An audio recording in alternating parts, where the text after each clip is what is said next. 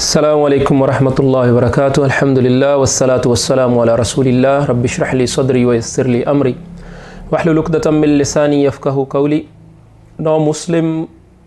مسلموں پر کافروں کا ظلم و جبر اور جور و ستم کی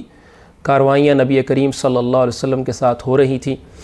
اور اللہ کے رسول صلی اللہ علیہ وسلم کی شخصیت کا جو وقار اور احترام تھا، اور اس کے سبب آپ صلی اللہ علیہ وسلم کے خلاف ان کو کاروائیاں کرتے ہوئے مشکل پیش آ رہی تھی، اور اسی طرح آپ کو ابو طالب کی حمایت بھی حاصل تھی، اور اس لیے خاص جو زور تھا مسلمانوں کے خلاف کاروائیوں میں، وہ کمزور مسلمانوں پر تھا، کمزور افراد پر تھا، اور ان کو بہت زیادہ سنگین نتائج کا سامنا تھا۔ ہر قبیلہ اپنے مسلمان ہونے والے افراد کو سزائیں دے رہا تھا، اور جس شخص کا کوئی قبیلہ نہ تھا ان پر اوباشوں اور سرداروں نے ایسے ظلم اور ستم روا رکھے کہ جن کو سن کر جو ہے انسان کا دل جو ہے وہ تڑپنے لگے۔ ابو جہل جب کسی طاقتور آدمی کے مسلمان یا معزز آدمی کے مسلمان ہونے کی خبر سنتا تو اسے برا بھلا کہتا، ذلیل و رسوا کرتا اور دھمکیاں دیتا، اور اگر کسی کمزور آدمی کے مسلمان ہونے کے بارے میں اس کو پتہ لگتا تو اسے مارتا اور دوسروں کو بھی اس کی ترغیب دیتا۔ عثمان ابن عفان رضی اللہ عنہ کا چچا انہیں کھجور کی چٹائی میں لپیٹ کر نیچے سے دھواں دیتا۔ مصعب ابن عمیر رضی اللہ عنہ کی ماں کو ان کے اسلام لانے کا علم ہوا تو ان کا کھانا پینا بند کر دیا، گھر سے نکال دیا۔ بڑے ناز و نعمت میں پلے تھے، حالات کی شدت سے دوچار ہوئے تو ان کی کھال جو ہے ایسے ادڑ گئی جیسے سانپ جو ہے کچلی چھوڑتا ہے۔ بلال ابن رباح رضی اللہ عنہ امیہ ابن خلف کے غلام تھے۔ امیہ ان کی گردن میں رسی ڈال کر لڑکوں کے حوالے کر دیتا، وہ انہیں مکہ کے پہاڑوں میں گھماتے یہاں تک کہ گردن پر رسی کا نشان پڑ جاتا۔ خود امیہ بھی انہیں باندھ کر ڈنڈے سے مارتا اور تپتی ہوئی دھوپ میں بٹھا کر رکھتا، کھانا نہ دیتا، بھوکا پیاسا رکھتا، اور جب دوپہر کی گرمی پورے زور پر ہوتی تو مکے کے پتھریلے کنکروں پر لٹا کر سینے پر بھاری پتھر رکھوا دیتا، پھر کہتا خدا کی قسم تو اسی طرح پڑا رہے گا یا مر جائے گا، یہاں تک کہ مر جائے گا یا محمد صلی اللہ علیہ وسلم کے ساتھ کفر کرے گا۔ لیکن بلال رضی اللہ عنہ جو ہے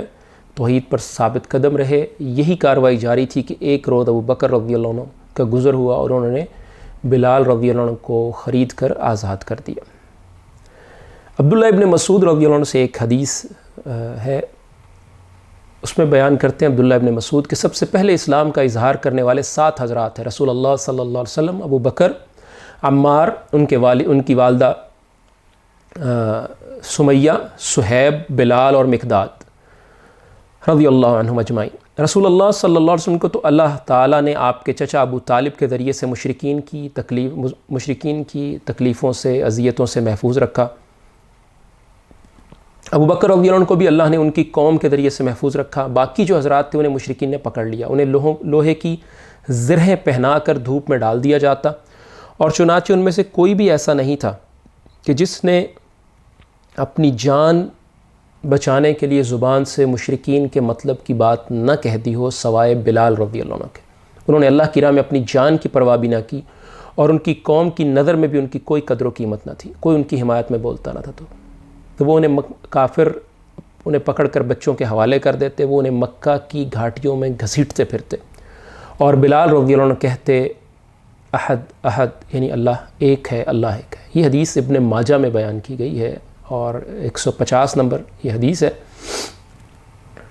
اور محدث البانی نے اسے حسن صحیح قرار دیا ہے۔ تو اس سے بڑے واضح انداز میں معلوم ہوتا ہے کہ بلال رضی اللہ عنہ نے کس عظیمت کا اظہار کیا تھا اور کس جرت کا اظہار کیا تھا۔ اور عمر رضی اللہ عنہ کہا کرتے تھے، صحیح بخاری میں موجود ہے 3754، کہ ابو بکر سیدنا، کہ ابو بکر رضی اللہ عنہ ہمارے سید ہیں، وہ اعتق سیدنا، کہ ابو بکر رضی اللہ عنہ ہمارے سردار، اور ہمارے سردار کو انہوں نے آزاد کیا، یعنی بلال رضی اللہ عنہ مراد تھے، تو دونوں کو اپنا سردار اور سید قرار دیتے تھے۔ عمار ابن یاسر رضی اللہ عنہ بنو مخزوم کے غلام تھے، انہوں نے اور ان کے والدین نے اسلام قبول کیا تو ان پر قیامت ٹوٹ پڑی۔ مشرکین جن میں ابو جہل پیش تھا، سخت دھوپ کے وقت انہیں پتھریلی زمین پر لٹاتے۔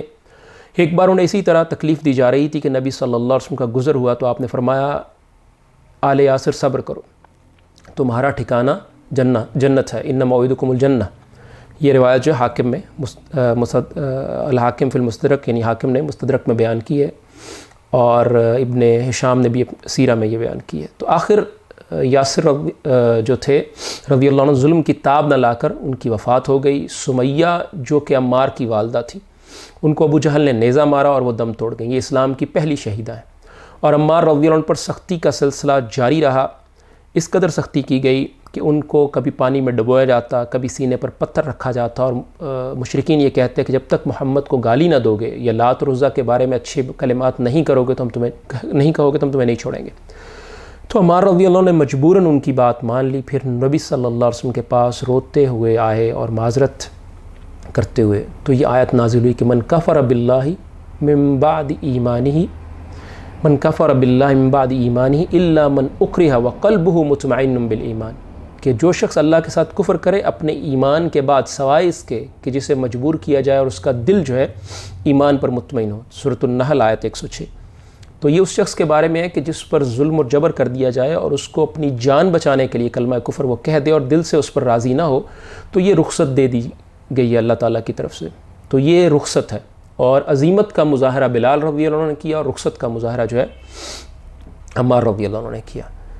اور اسی طرح خباب ابن ارت قبیلہ خزاع کی ایک عورت ام انمار کے غلام تھے، اور وہ ان کے بال نوچتے، ان کے قبیلے کے لوگ مشرکین انہیں سزائیں دیتے، گردن مروڑتے۔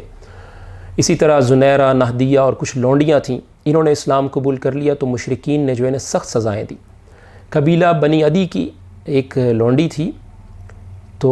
مسلمان ہوئی، تو عمر ابن خطاب جو بنی عدی سے تعلق رکھتے تھے، مسلمان نہیں ہوئے تھے، انہیں اس قدر مارتے کہ پھر مارتے مارتے تھک جاتے تو کہتے کہ میں نے تجھے اس وجہ سے نہیں مارنا چھوڑا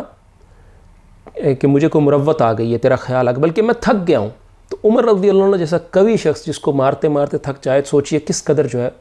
تکلیف اس لونڈی کو ہوتی ہوگی۔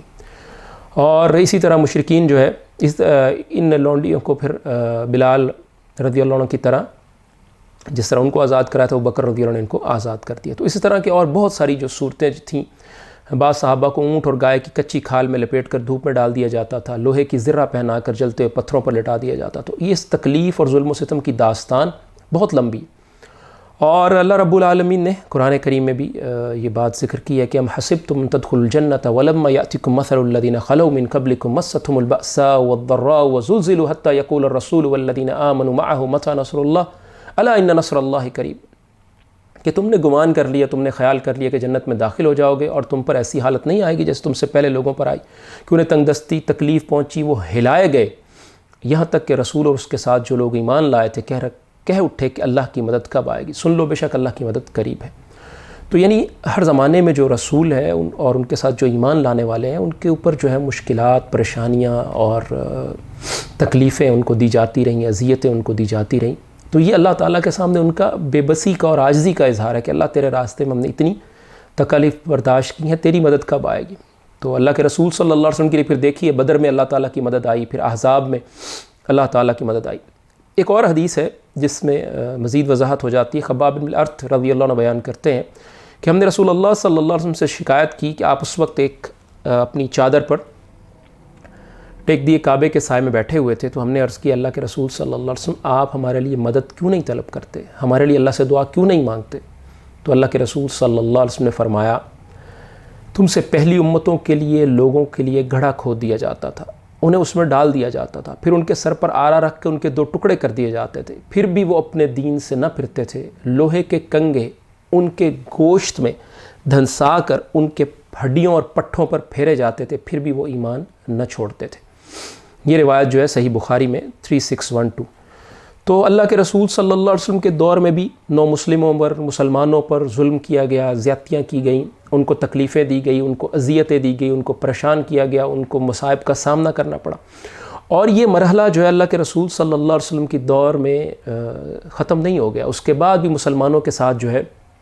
یہ ظلم اور زیادتیاں روا رہی ہیں۔ ابھی آخری جو اسپین میں مسلمانوں کے ساتھ ہوا، جب مسلمانوں کو وہاں سے نکالا گیا تو مسلمانوں کو دین چھڑوانے کے لیے، ان کو دین سے ہٹانے کے لیے بہت زیادہ ظلم و ستم کیے گئے۔ اور اسی طرح اب حال ہی میں قریب اس 1980 کے لگ بھگ بلغاریہ میں ترک مسلمانوں کو نام بدلنے کے لیے مجبور کیا گیا، اسی طرح کہ اپنی مسلم اقدار چھوڑنے کے لیے مجبور کیا گیا، اور اسی طرح دیگر مسلم ممالک میں، الجزائر میں، برما میں جو مسلمانوں کے ساتھ حالیہ دنوں میں ہوا، تو اس سے اندازہ ہوتا ہے کہ یہ ظلم و ستم جو کفار کا ہے یہ جاری تھا توحید کے خلاف اور اہل توحید کے خلاف، اور جاری رہا ہے اور یہ جاری ہے۔ تو اسی طرح بوسنیا میں ہزاروں مسلمانوں کو قتل کیا گیا، مسلمان عورتوں کی جو ہے عصمت دری کی گئی، اس طرح ہندوستان گجرات میں جو کچھ ہوا۔